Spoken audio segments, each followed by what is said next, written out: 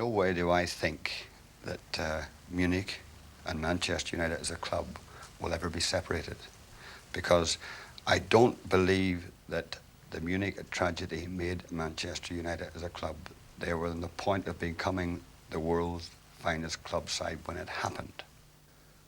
When the year, turn of the year comes, the first thing you start saying, all right, well, we're getting towards the 6th of February, and you go through all the things that happened, and the terrible, tragic time we had in the club, and the people concerned who lost their lives, the parents of these people, journalists, staff, and everyone else.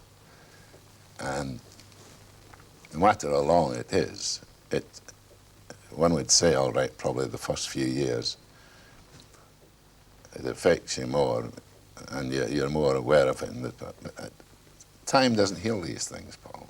It doesn't heal them for me, anyway. I am always reminded that this happened. So,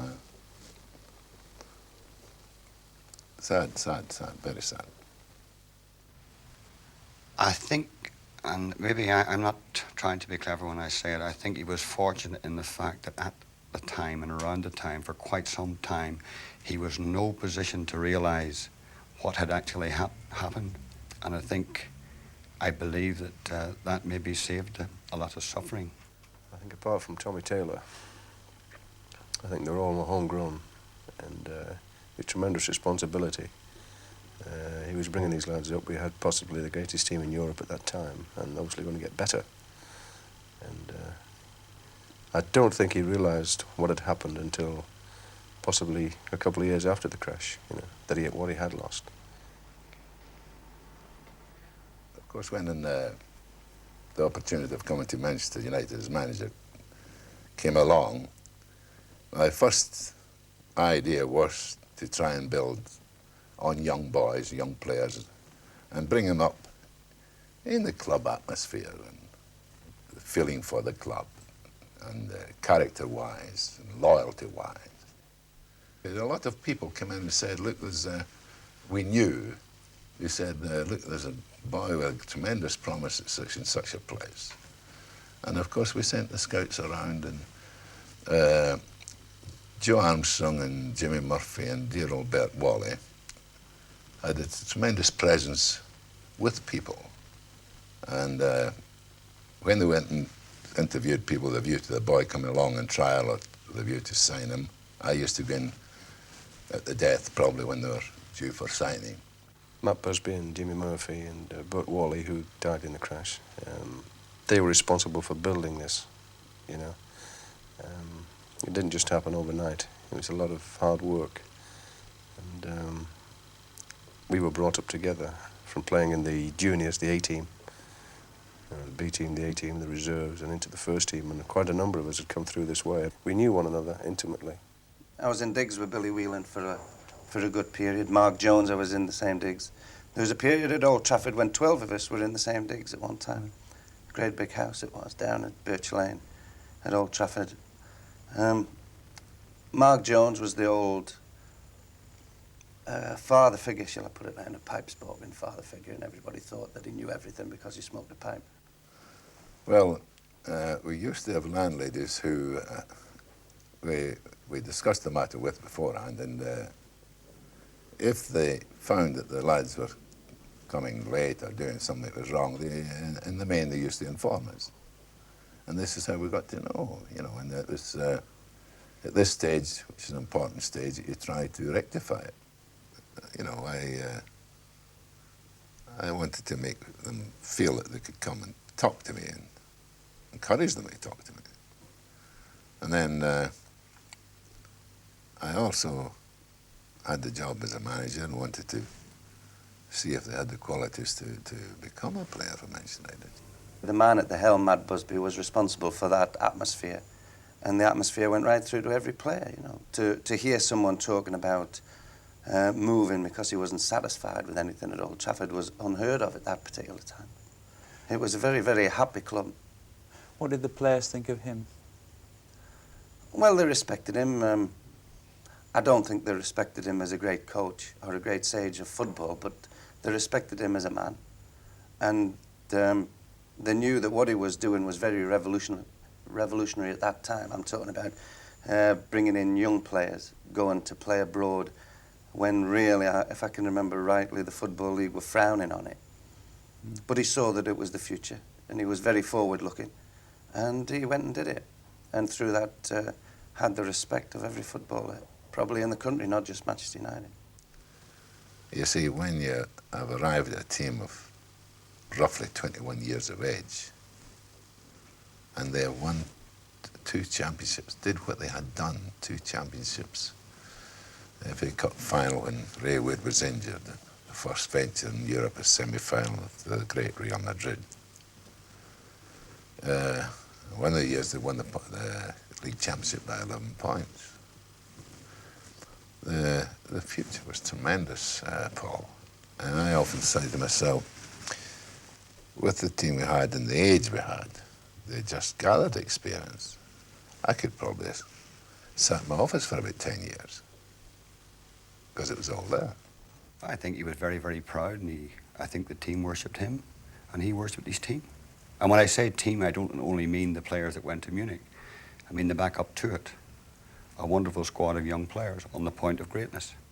Our team at that particular time, and I was really just on the verge of getting in the team when it first started, were just at a point, you know, in their lives probably where they were never better as players, I shouldn't have thought, because there was a mixture of experience with people like Tommy Taylor and Mark Jones and Roger Byrne, and younger players like Billy Whelan and Eddie Coleman.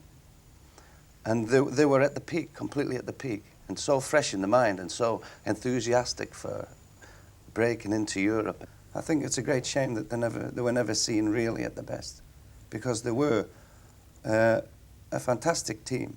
You could ask any player that was playing at that particular time, and they were great footballers, very skillful players, dedicated professionals.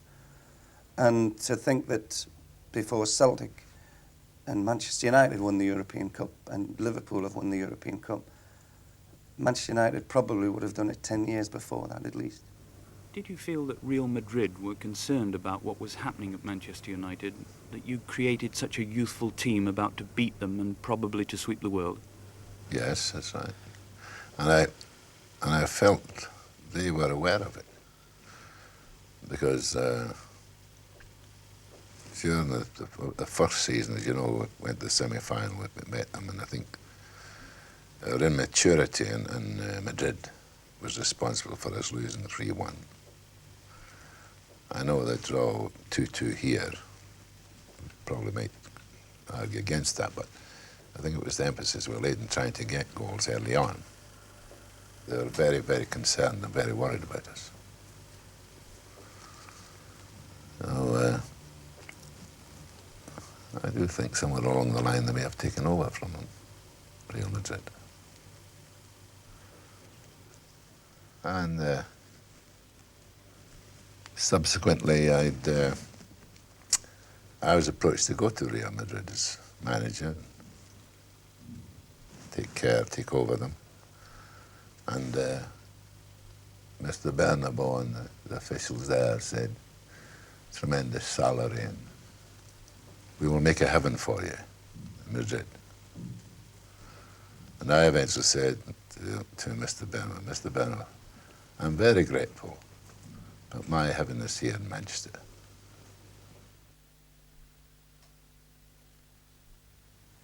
When we arrived in the hospital, the first thing ever, first moment of something of consciousness, if you like, was one of the staff had said to Emily, to Maura, this one was dead. And momentarily I could understand that. And I got it in my mind for the fraction of a minute or so that it was Big Frank Swift. But there were all sorts of bodies around on tables. And I heard someone say Duncan Edwards had died. I knew something terrible had happened. My wife, who was there, I said to her, you have to tell me what has happened. This is making me worse. So when I went through the names, she either nodded her head or just her head like that, which meant that one was saved, the other was dead. And again, this was a terrifying sort of situation, which put me back again. I was way back again. Eventually I had to be told. And that was the first time I knew of the real disaster as such. I felt at the time that one of the times when I did eventually come round, why did I take the club into Europe? Why would we go on a plane? I remember my first reaction was never to have anything to do with football again. And this was my mind in my mind. And my wife again come along one of these days and said, if these boys had their say that it's passed on, they would want you to carry on. Now that stayed with me for a day or two, or for some time. She kept labouring this. And as probably as it gradually got better, I started saying, well, perhaps she's right. And from there I started saying, well, I'll go back, but it's going to be a terrible struggle. I got to the stage I was in a way, I was terrified to come and look at the ground and feel the people at that time. And as I say, the biggest obstacle, once I'd done it and I'd forced myself to do it, I had to do it, there was a sudden relief for me.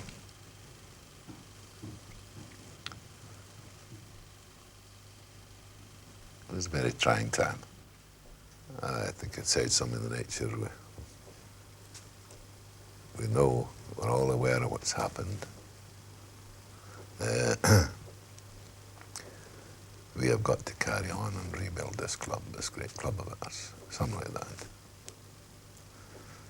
And then I got very upset and I had to go. Never hunted, but I do say that I would never have been surprised within a year of it happening had I turned around in a coach and saw the lads there. That was the feeling I had about it. Had I turned around in a coach, I don't think it would have shocked me. They should have been there. They were taken away so quickly and so suddenly that it didn't really sink in. Well, you see, first of all, there was the incomparable Edwards, Duncan Edwards. Because no matter what happened, whatever he was doing, he was there and you knew he was there. And nothing affected him except playing the game. And I said to Jimmy Murphy, I'm down here to see if I can find any fault in this fella, this lad. You know, see if he had any weakness at all. And after a period of time, I said, come on, we'll go back to the ground. It was difficult. You couldn't find it. He had basically everything a game required. Big Duncan Edwards, and not because so many people talk about his greatness or his potential greatness. I've respected Duncan Edwards for almost the same thing. But Duncan was a terribly humble boy. Duncan was a fellow that he had the world at his feet. And if he did realise it, he never showed it. Duncan was a chap who I've heard getting towards the end of training when, in every walk of life, if a fellow wants to get away early. And old Tom Curry, a wonderful character who was trainer. Names that have been forgotten about because people talk about players only. There was Tom Curry, there was Bert Wally, there was press fellows like Henry Rose. There were a lot of people. Jeff Bent, the reserve fullback that travelled. But Duncan, as I say, turned to Tom Curry. Certain players said, let's get in, Tom, it's time to go. Come on, Tom, let's get in. And Duncan's going crazy. I'm not going in. I don't want to go in. If we go in, we've got to come back this afternoon. And the fly boys, some nice fly boys are saying, don't listen to him. But Duncan meant it. Probably the best football, all-round footballer that I've ever seen. In fact, I don't have to think about that very hard. He is the best all-round footballer I've ever seen. And what a terrific tragedy, you know, for everybody that they weren't able to see him at the age of 25 when he probably would have been unbelievable. Duncan was a big, cocky lad. Say cocky, but he had certain arrogance about him that he took onto the field. And I often watched him play for the Army sides. He could stand out in a bad team, whereas the other little fella, Coleman, he was an artist. He looked bad in a bad side, but he looked great in a good side. When I see a scarf on a United fan, I think of Eddie Coleman, because I found one of his scarves, or one of his hats, his scarf and hat, the following day when I went to the crash.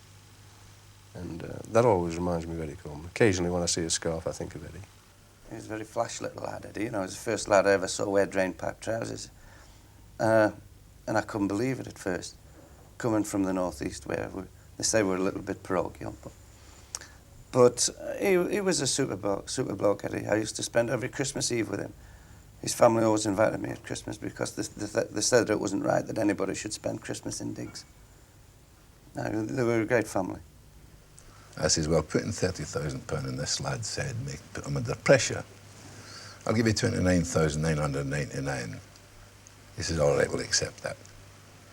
So that was Tommy Taylor, the start of Tommy Taylor here. And of course, we all know the greatness of the player and his brilliant headwork and the contribution he made to the team.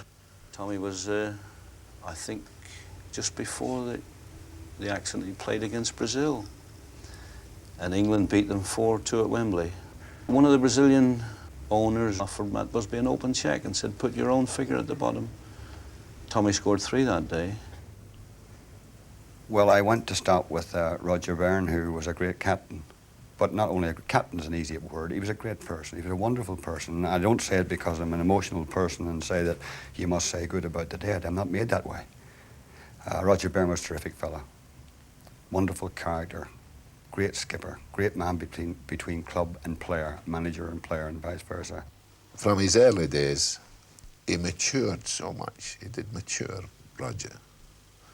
And he actually become a very good leader, really, Roger Byrne. His early days didn't suggest that. He become a very good captain. And not only that, a great fullback. Because I think if Tom Finney and Stan Matthews were talking about fullbacks they didn't have much success with. In fact, I never saw either one of the two of them play well against Roger Byrne. I always think back when I've been successful to how lucky I've been, and wish that I wish that the particular lads that went that are not with us anymore could have been there to share it, because they had a big part in it, you know, because the great drive to winning the European Cup was not just for the players' own personal achievements, but probably to prove something and to make something, what seemed to be right, happen. I always felt, this is personally, you know, I don't know anybody else felt, I never talked to Bobby about the crash, or in fact, I've never spoken to Bobby about it. I see Dennis Violet quite often in America. Dennis is in America now, and I see him quite often, and we haven't once discussed the crash. I have never discussed the crash with Sir Matt or anyone who was involved in the crash. You know. So I think we keep our own thoughts on it, and we keep our own, you know, we never discuss it. But I felt I always had something driving me on, and I'm sure it was that. I played a lot longer than I wanted to. You know, I pushed myself a lot further, and I think it was because I felt as if I had to win that European Cup. For you, 1968 was the European Cup. Great achievement. Yeah. You must have thought back. Yes, that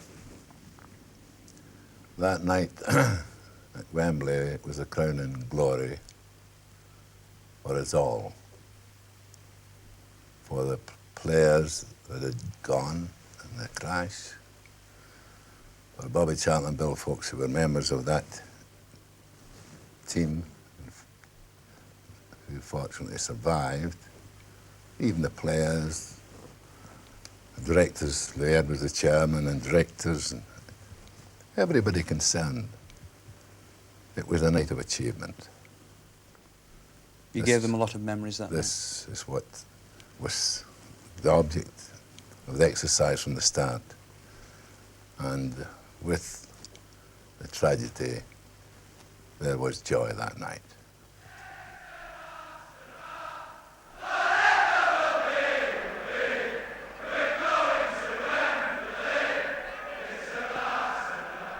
They were still only boys, really. Most of them were killed at 21 years of age.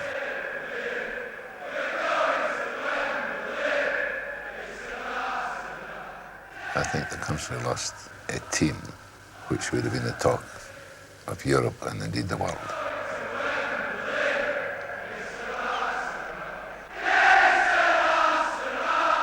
Certain times it comes back to me. I think that'll live with me all my life.